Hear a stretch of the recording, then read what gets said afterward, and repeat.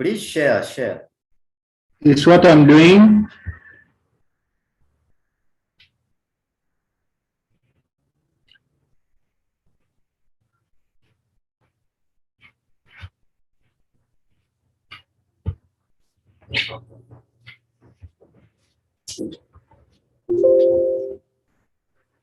Hope you can see my screen. You can see it very well. Good. Good afternoon once again. My name is Teacher Alira Daniel. I'll be taking you through physics, and those are my teaching subjects, physics and mathematics. Below is my contact number. In case of any details, you can just contact me and we'll discuss it into details. Today, we are learning, and I believe we are all in Form 5, and we are going to learn physics. This program is sponsored by Edify Uganda with support from ICT Teachers Association, that is TAO Uganda, and it's running across all Christian churches, schools in Uganda. So I believe you're part of this, and I pray that you people make the best use of this program so that at the end of it all, we all benefit. Once you get something, don't hide on it. You share with friends so that at least they also benefit. I'm so glad to be with you today in physics class in year 5 as we're going to be interacting. Today I've prepared for you a piece, and we are going to start with heat and thermodynamics. You know, physics is something which is a little bit wide when it comes to A level. We have paper 1, which consists of three subtopics, that is mechanics, heat, and modern physics. That is paper 1. Then paper 2 has around 7 topics. That is light, waves, magnetism, alternating current, capacitors, electrostatic, and current electricity. So this is quite wide. So I've decided, like we discuss paper 1 and specifically heat and thermodynamics. I believe some of you could have covered this, and others could have not yet seen anything about heat and thermodynamics, because it depends on where the teacher started from. So let me start right away from the introduction. In case you have any submission, please feel free to raise up your hand and give us your idea. Okay? Is that fine? Is that clear? Oh, I expected the response. Nevertheless, let's move on. If you have anything, make sure you submit. Raise up your hand. There's an option for raising up your hand. You raise up your hand, and then I'll be in position to see from this side, and I'll respond immediately. So, to start with, we are starting with some terms in heat and thermodynamics. And the first term is heat itself. Who can define for us the term heat? Whether from O level or A level, the term heat. Who can define it for us?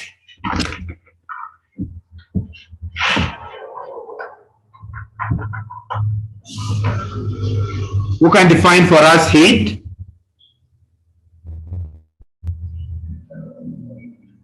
No one has raised up the hand. Andrew? Andrew, can you define for us heat?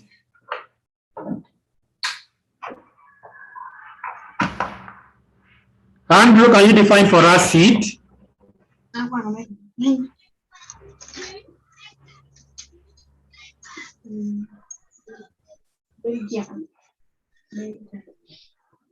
Yes, Andrew?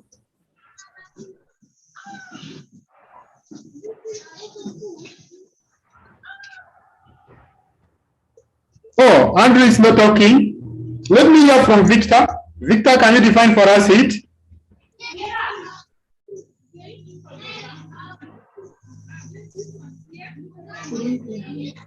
Find for us heat.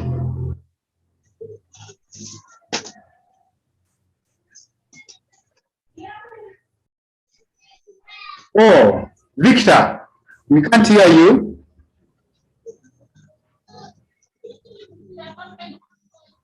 Just saying you. I have unmuted. Who marked this? This one. Sir, you can talk. You can talk now. Victor, you can talk now.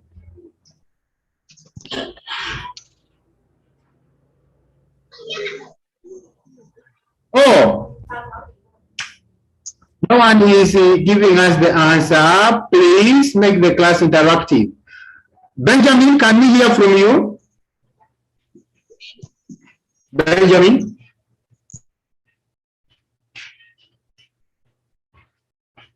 Benjamin, unmute yourself and we hear from you.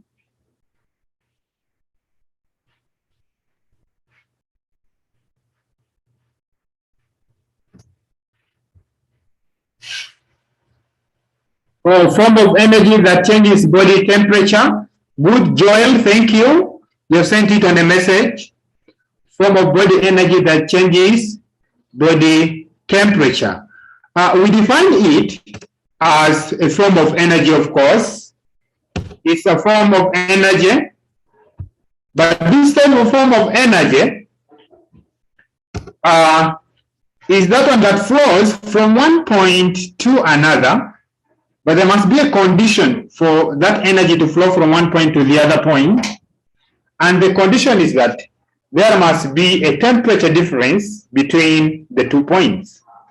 So if heat is flowing from one end to the other end, let's say from end A to end B, that means that the temperatures of the 2 ends are not the same. A case in point, if I have point A, which is at 20 degrees Celsius, and we have point B, which is at 70 degrees Celsius, then point B is at a higher temperature than point A. So we expect heat to flow from point B back to point A.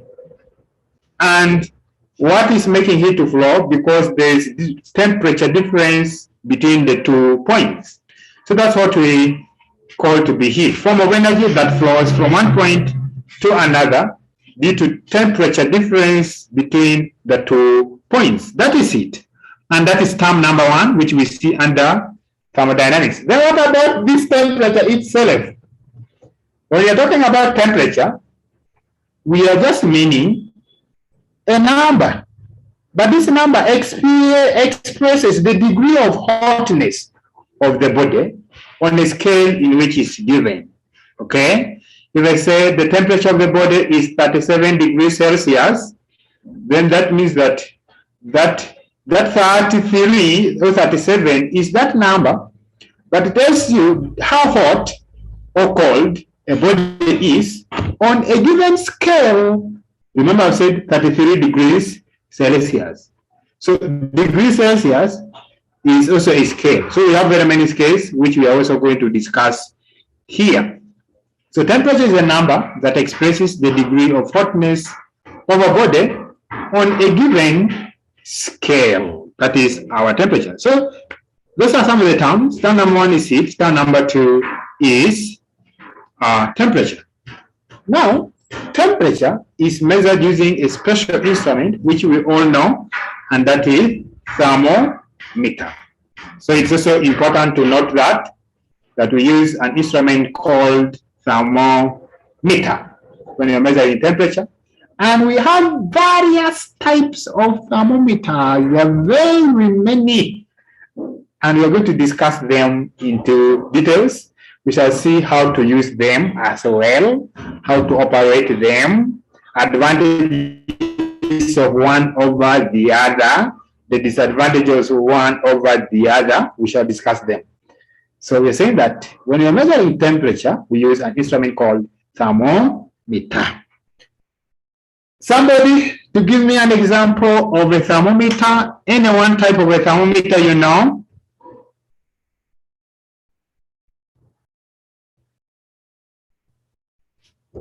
Any type of thermometer we know? I'm seeing two participants have raised up their hand. Yes, next year's. Next year's? Yes. Unmute yourself and talk. Next year's? Platinum resistant. Very good. Platinum resistant. Very good. Platinum resistance thermometer. That is one of the thermometers. Joel? Joel? I see your hands up. Unmute yourself and you talk. Joel?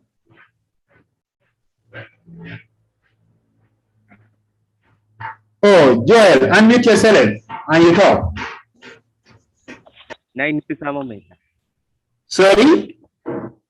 Thermometer. 9 thermometer. 9?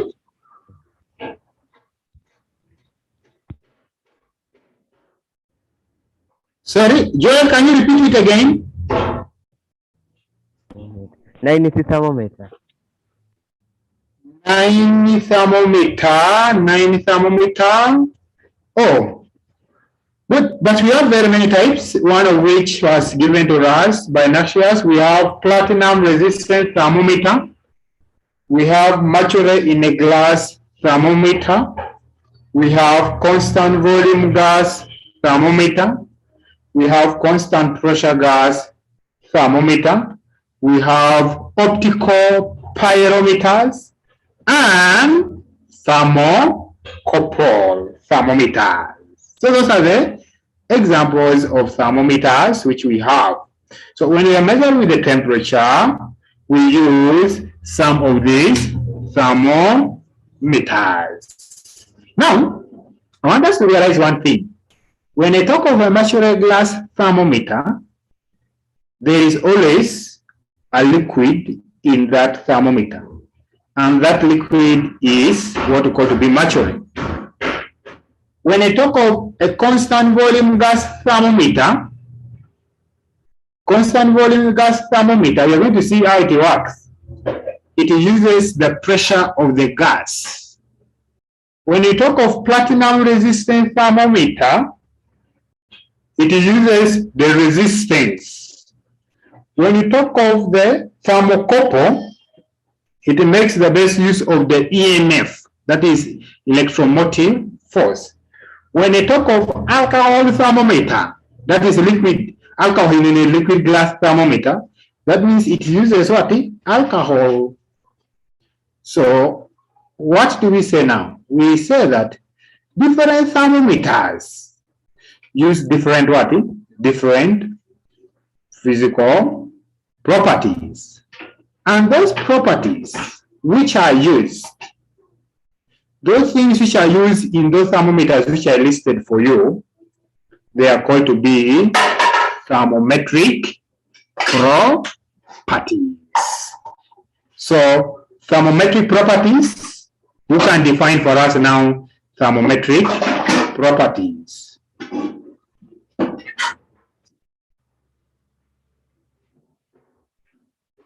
Andrew, I see your hands up. Andrew, what are thermometric properties?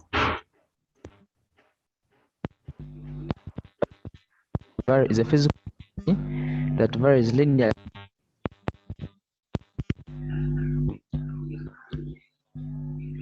Hold on again.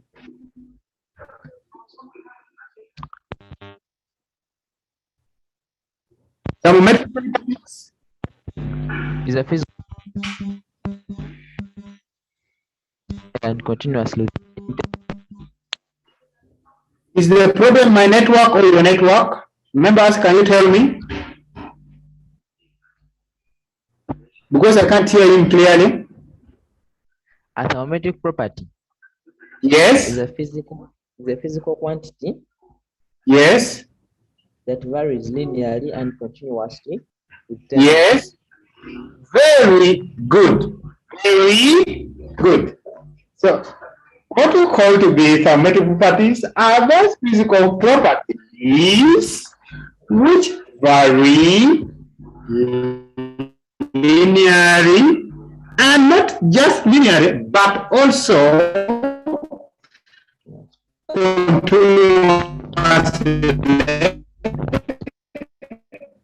with the temperature. Thank you. Thank you. Correct. So we're saying that this continuously with the temperature. So our NB is there. NB is not a bene. I normally tell my learners that fuel. So we're saying that thermometers use physical. It is ourselves. Members, ourselves.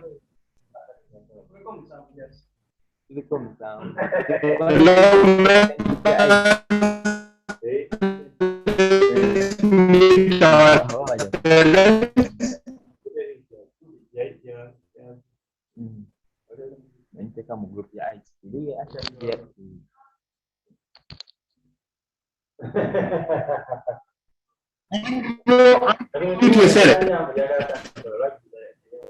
Unmute yourself.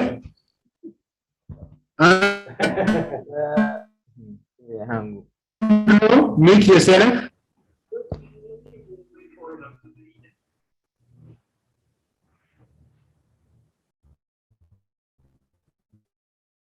Teacher, we can continue. So we're saying that thermometric properties continuously with temperature.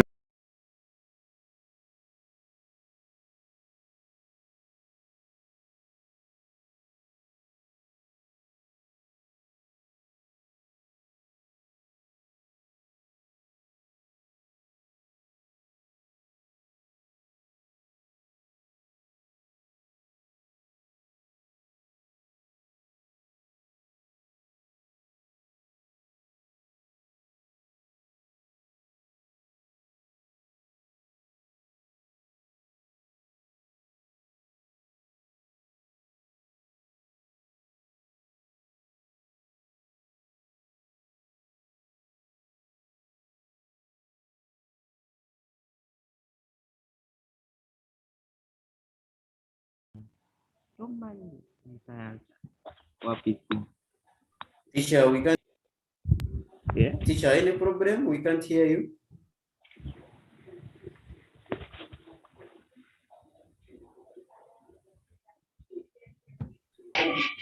You can hear me now. Yes, you are clear. Thank you. So we are talking about thermometric properties. We are saying these are physical properties which vary linearly and continuously with the change in temperature. And I was asking you some of the examples. Give me an example of thermometric property. Of liquid. Right, Rahama? Right, Rahama? Yes. Any example of thermometric property you know? Yes. Can you give one?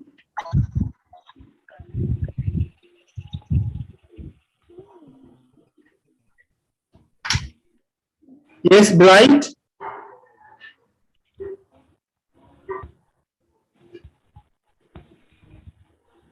Hello, Bright?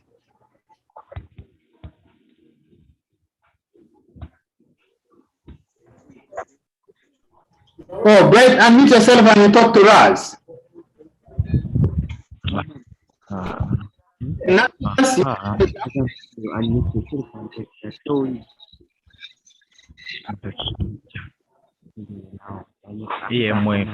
EMF of a thermocouple. You can talk to us. Very good. EMF is very good. EMF of a thermocouple is an example of a thermometric property. Another example, Benjamin, can you give us an example?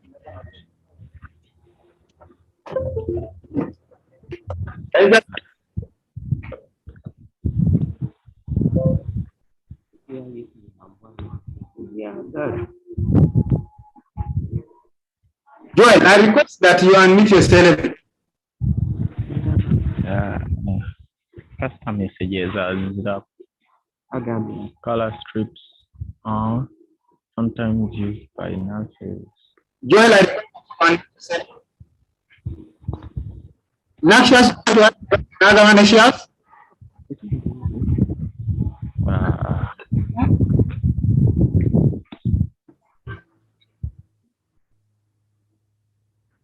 Naxias, I've picked you already. Okay, Andrew? Yeah, wavelength. Wavelength in which thermometer? I'm not sure. We are not sure. Wavelength, variation of the wavelength is in optical pyrometers. Okay? Is that clear, Andrew? Very good. Very good. It's in optical pyrometers. Naxias, can you give us another one? I see your hands up. Unmute yourself and you say something.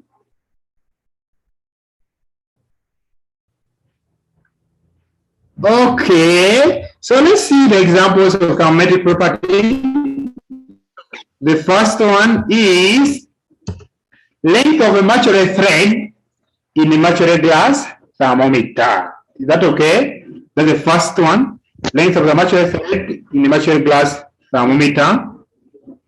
Number two is the volume of fixed mass of a gas in a constant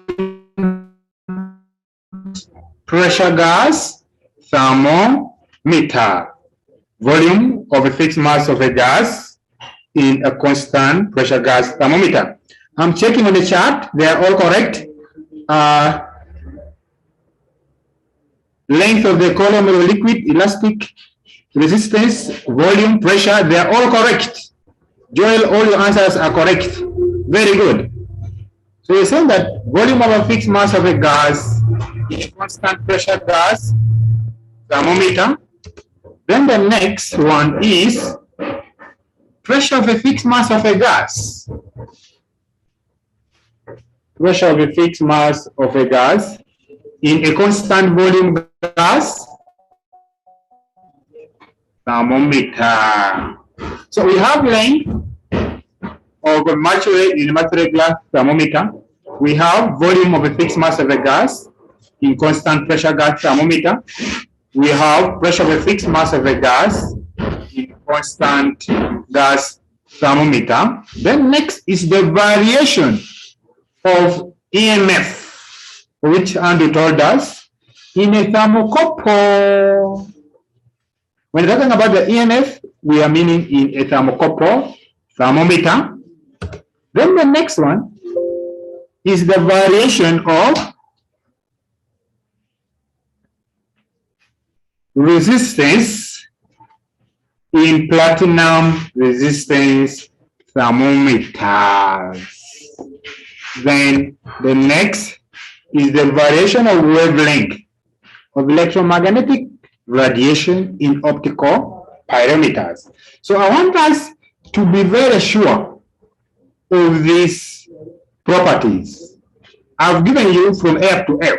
One was the length of the mercury glass, of mercury in the mercury glass thermometer. Two was the volume of the gas. Three was the pressure of the gas. Four was the EMF in the thermocouple. Five was the variation of resistance. Then the last one was variation of what? Wavelength. So those are 6 thermometric properties.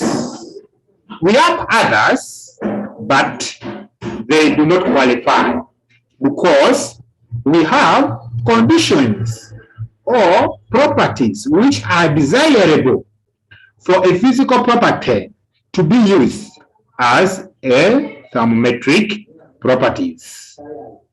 So that's why we have other physical quantities, properties, which are not used here.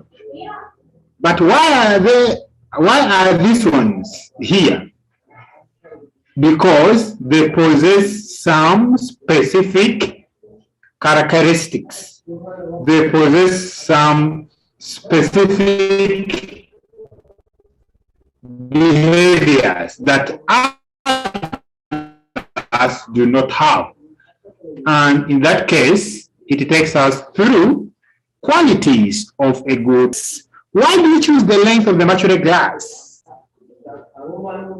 Why do we choose the resistance of a platinum resistant thermometer? Why do we choose the wavelength? Who can give us some of the properties, qualities of a good thermometric property? Who can give us qualities of a good thermometric properties? Innocent. Can I hear from you, Innocent? Innocent?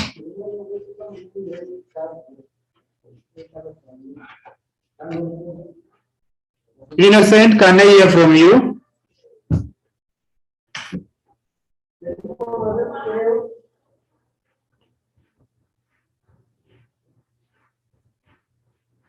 Okay, let me hear from Bright Raham. Right? Yes. Where can I hear from you? Qualities of a good thermometric property? It must vary linearly and continuously with change in temperature. Very, very good. It must vary linearly, but I think linearly is not enough, but also continuously with change in temperature. Good. That is, if the temperature increases, it must either increase or reduce. If the temperature reduces, it must also reduce. If it increases, it must also increase. So it must vary linearly and continuously. Yes, Andrew. Can I hear from you, Andrew? It should vary. It should be sensitive to small temperatures. Very good. It must be very sensitive for it to be used. It must be very, very sensitive. In that, for a small change in temperature, it also changes. Do you get that? When the temperature changes by a very small amount, it must be proportional also to what? To change. Good. Good, good, good. Let me hear from another person. Is there any other break?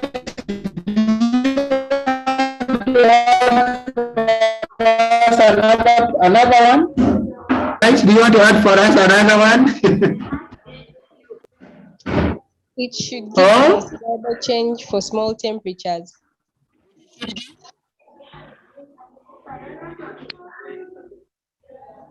It should give a considerable change for small change in temperatures. Oh, good. A considerable change for a small change in temperature for it to be qualified. Good. We have some members who are not talking. Innocent, please, can you talk to us? Any property you know? Innocent, can you talk to us for sure? Any property you know, Innocent? Oh, Innocent has not admitted himself. Benjamin, can you talk to us, Benjamin? Benjamin? Any property you know, Benjamin?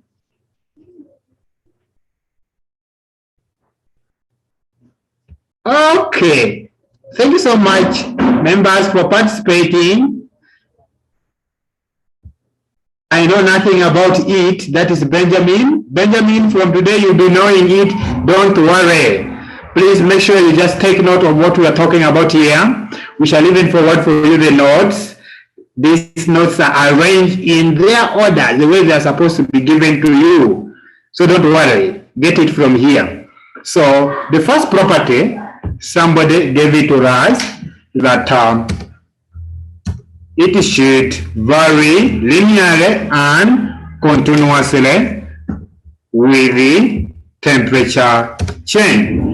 So we are saying the first property is that it should vary linearly with the change in temperature. That one I will talk about it. 2, it should vary continuously with change in temperature. Then there's one which you people never gave me, and I wanted it seriously. Who can guess that one? Who is there? Who can? There's one which is very important and nobody gave it to me. Andrew, do you want to guess it? I see your hands up. Yes. Which one is that? It should vary over a wide range of temperature values. Very, very good. Very, very. I think, Andrew, you are reading my mind. Can I say that maybe? Are you somehow magical? No. Are you a Nigerian? You know Nigerians, they can even read your mind. They can read your mind and they tell you that.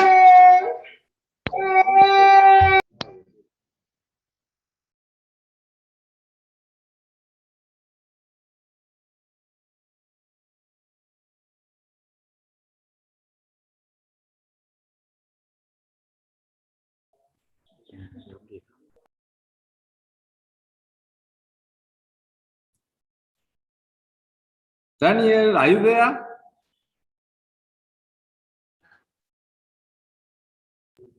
Bernard? Noise in the background and I wanted it to interrupt you.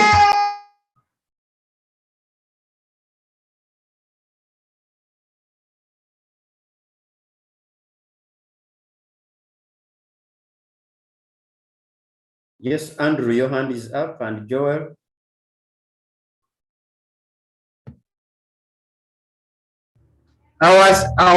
There was a noise in the background and I wanted it to interrupt us. That's why I had to mute myself. Is that okay? Hello, Mr. Bernard. It's fine, you can continue. Good. So I was still telling Andrew that he read my mind because I wanted the other important point, and he has given it to me exactly the way I wanted it.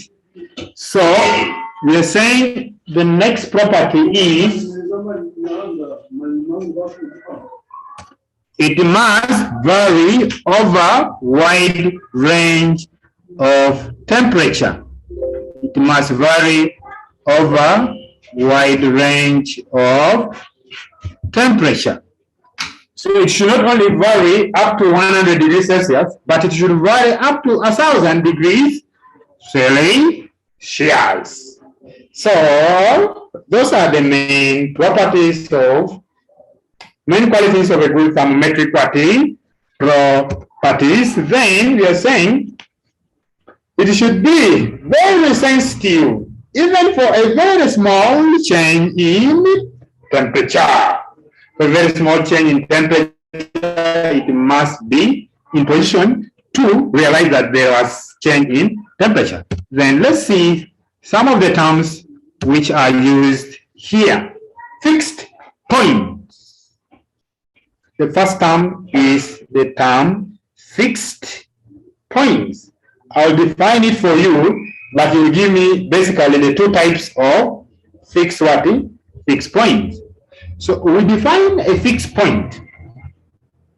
A fixed point is not a point, please mark my word. It's not a point, but it's a temperature. The temperature at which what? We say it's the temperature at which physical changes take place under specific conditions. Under specific conditions.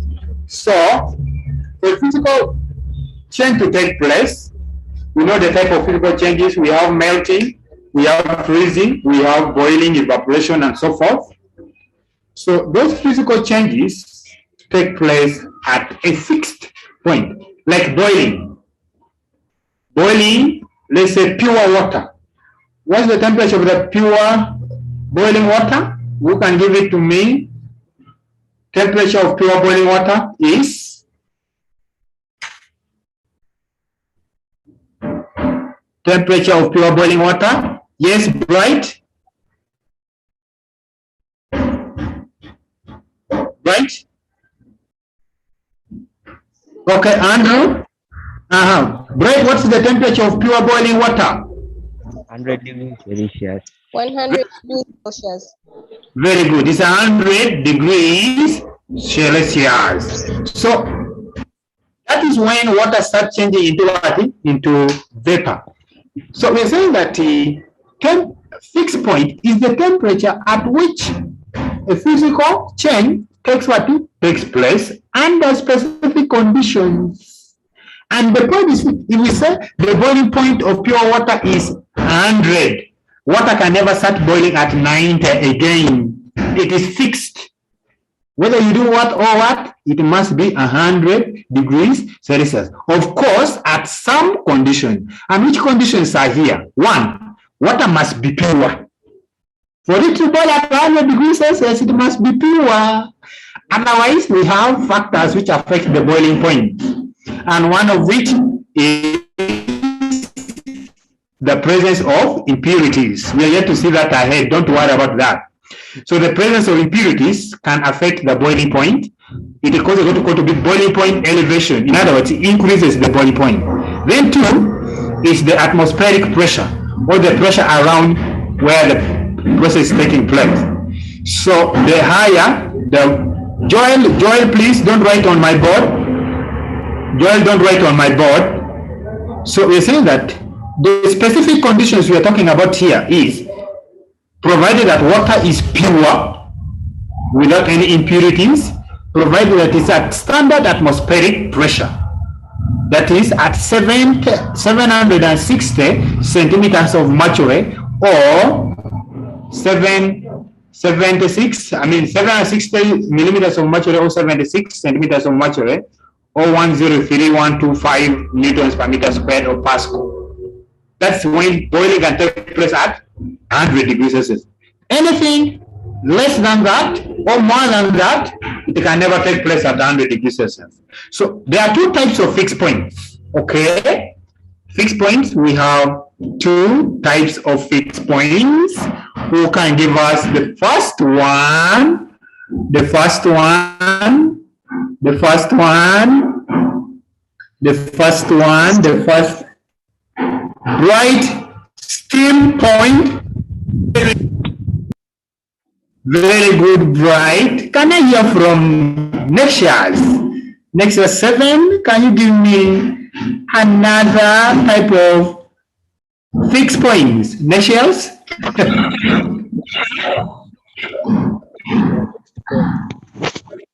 Sorry? Sorry? Nexias? Lower fixed point. Lower fixed point. Very good.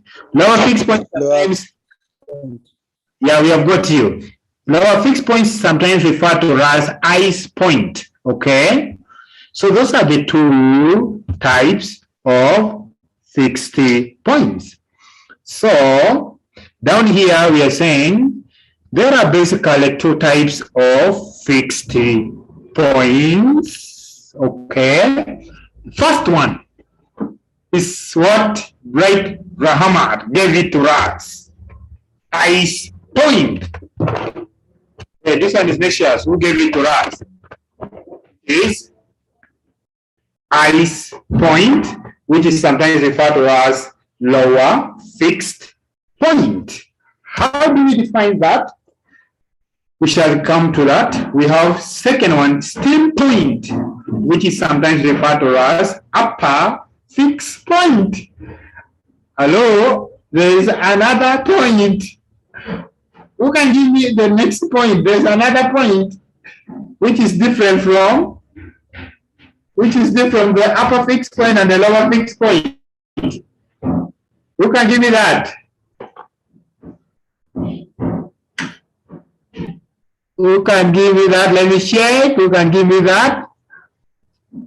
Ah, people have their hands up, man. Now whom should I pick? Innocent. Innocent.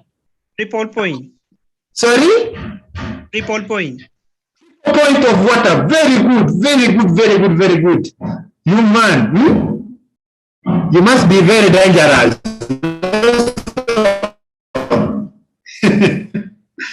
Innocent. You must be very dangerous. So I'm just So, trying to cope up with that. there's also triple.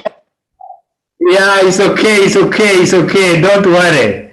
So those are the types of fixed points. So we have triple point of water, we have ice point and steam point. Let's see some of the definitions here. Number one is ice point. Ice point, we are defining it. I told you a fixed point is not a point, it is a temperature. Please be careful. It's a temperature. So when I talk of ice point, it's not a point, it is a temperature. So which temperature is that? Ice point is a temperature at which pure water and ice can exist in equilibrium at standard atmospheric pressure of around 760 centimeters of mercury, and its value is 0 degrees Celsius. Please, without standard atmospheric pressure, the definition is not correct. Remember, we said that a fixed point is the temperature at which physical changes take place at specific conditions. And which condition is here now? At standard atmospheric pressure. Good. Somebody can also as well say ice point is the temperature of pure melting ice. Do you hear that? When ice is melting, during the process of melting, there is ice which is melting and there is water which has resulted from the melted ice. So we say that water and ice are existing together. That's why in my definition here, or in our definition here, we say that is the temperature at which water and ice are existing in what? In equilibrium. So during melting, ice is changing into water. So there is ice in the system, there is water in the system. The two are existing together. So we say they are in equilibrium. So at that temperature, we expect that temperature to be the ice point. And for pure water and pure ice, that value of that temperature is 0 degrees Celsius. Let's see steam point. When talk of steam point, it's just a temperature. But this time around, water, which is already boiling, water, when water is boiling, it is changing into vapor. So water is boiling and being changed to vapor. So there's water there and there's also vapor there. So we say at that point, water and vapor are in equilibrium. So we're saying that is the temperature at which pure water can exist in equilibrium with the pure vapor at standard atmospheric pressure. And its value for pure water is 100 degrees Celsius. For pure water and at standard atmospheric pressure. I told you there are factors which affect the boiling point. One of which is the presence of impurities, and the second one is the atmospheric pressure. Water can even boil up to 20 degrees Celsius. And that's why in O level, I guess you saw that when you go up on the mountain, it is very easy to boil water on top of the mountain than at the bottom. I mean, it is easier to boil the water on top than at the bottom. Why? The higher you go, the smaller or the less the atmospheric pressure. And so, boiling only takes place when the vapor pressure is equivalent to the atmospheric pressure. So, the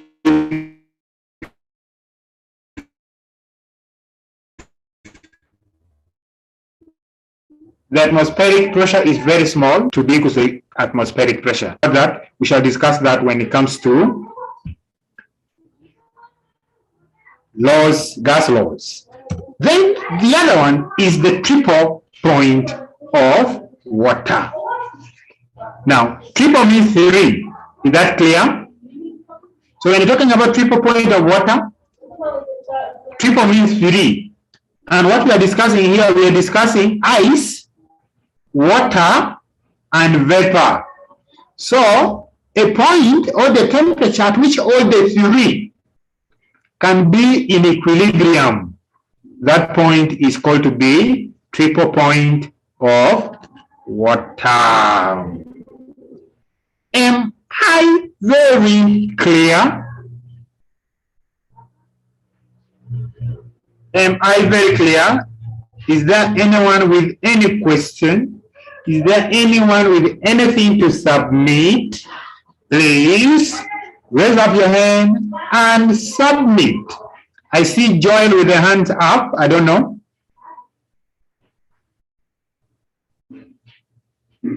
Joel? I You have just another definition for ice point and steam point. Yes, can you tell us? Ice point is the temperature of pure melting ice at standard atmospheric pressure. Exactly. Then steam point. And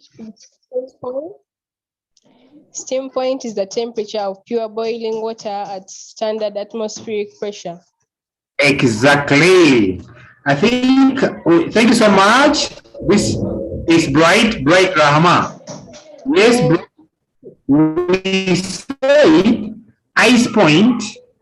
I think I also reached that point. I said we can say it's the temperature at which water and ice can exist in equilibrium. It's during that point when ice is melting. So when ice is melting, it's forming water, and there's also presence of ice there. So at that point, we say that water and ice are in equilibrium. So that point is ice point. But also I told you that it's the temperature of pure melting ice. Is the temperature of pure melting ice. At standard, please don't forget standard atmospheric pressure. Then when it comes to the triple point, steam point, it's also the temperature of pure boiling water. Pure boiling water, but at also standard atmospheric pressure as well. Good. Let's go to something else, and that is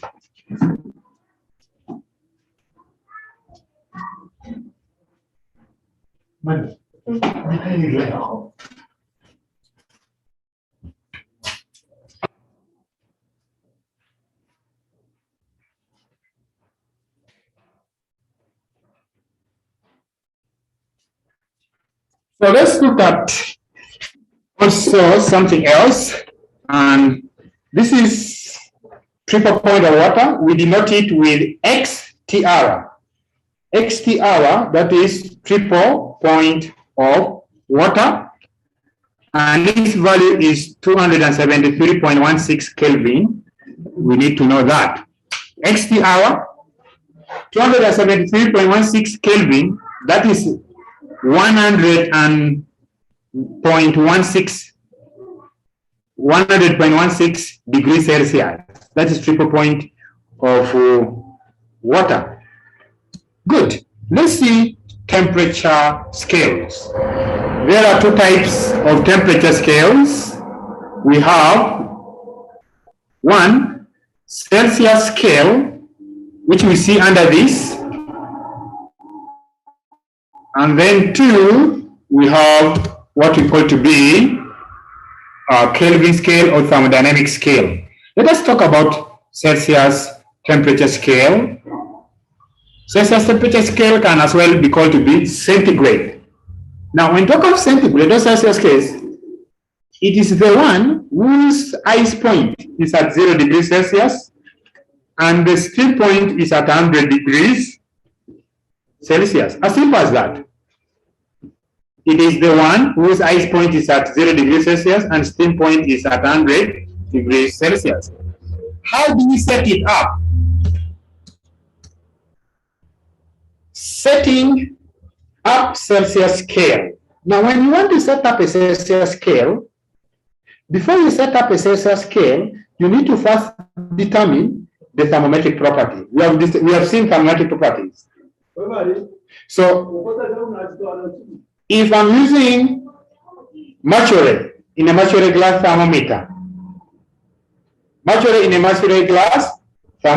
what I will do, the thermometric property there is the length of mercury in a mercury glass thermometer.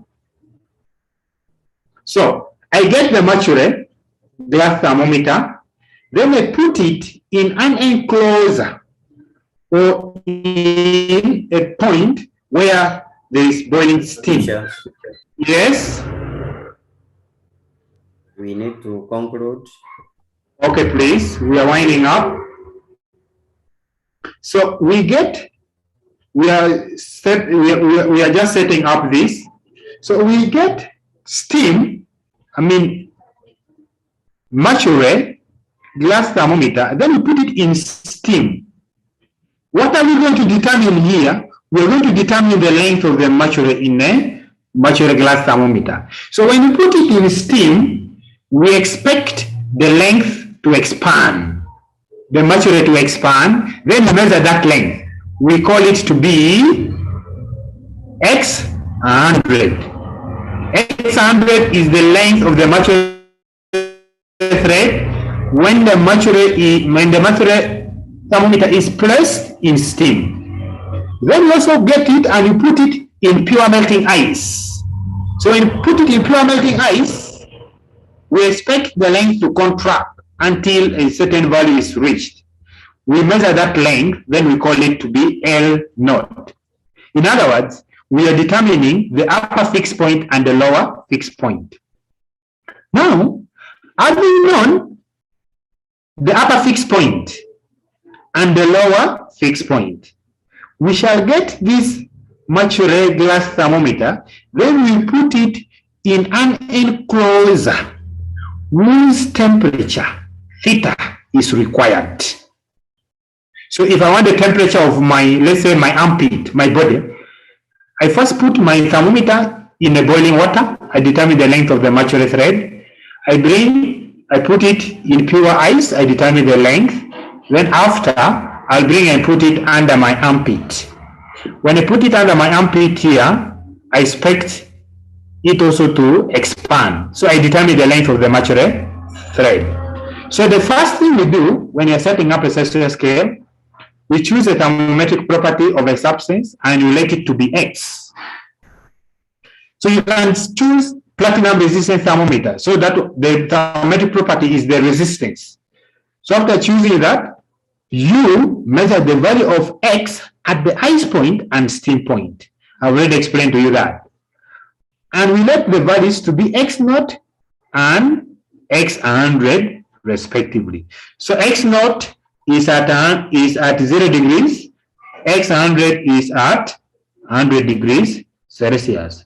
Then from there, we shall measure at the temperature. We shall measure the thermometric property at unknown temperature theta and let it to be X what? X theta. Then from there, we shall plot a graph of thermometric property against temperature. Do you see my graph?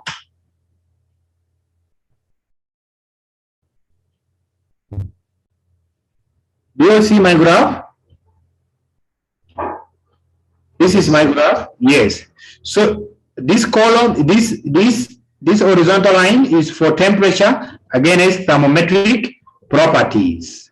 So at theta degrees Celsius, we had it as we had the X as X0, X theta. At 100 degrees Celsius, it is expected to be X100. Then at 0 degrees Celsius, it's expected to be X0. Those who do mathematics, I guess most people who do physics also do math, except few who do PCB.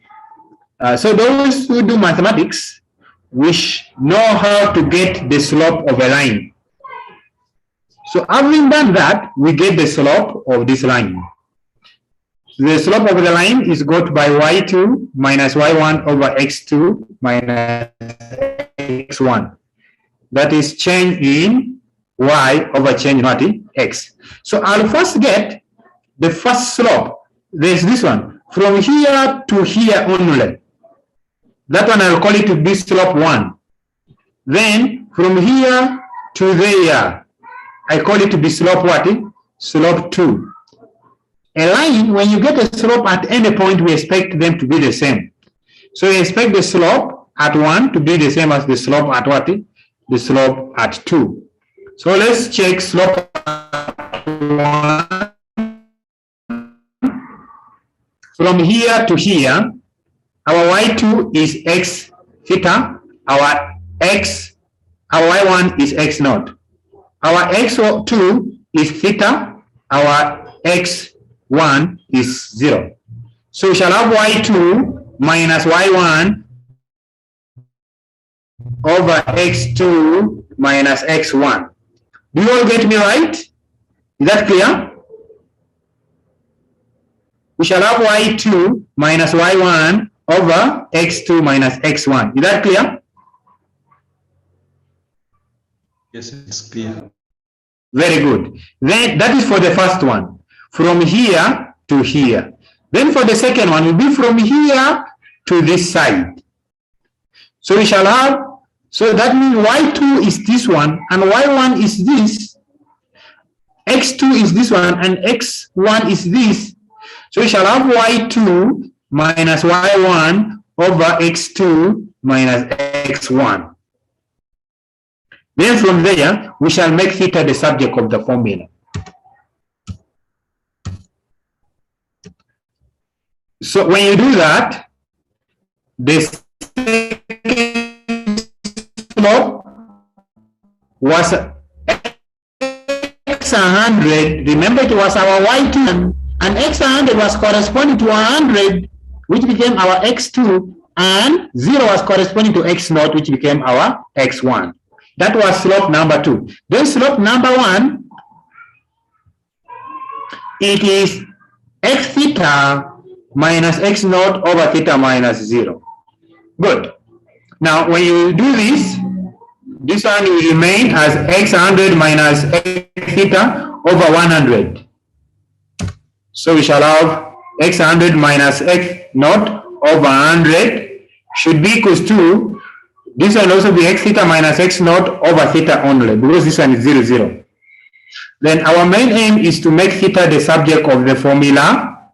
So when we make theta the subject of the formula, we first cross multiply. We multiply this one here, then this one there. So eventually, when I multiply this by this, I'll get x100 minus x0 times theta should be equals to x theta minus x0 times 100. So making theta the subject of the formula, our theta would be x theta minus x0 over x100 minus x0 times this 100 degrees Celsius. There, you will have successfully established or set up the Celsius scale. Is there any question?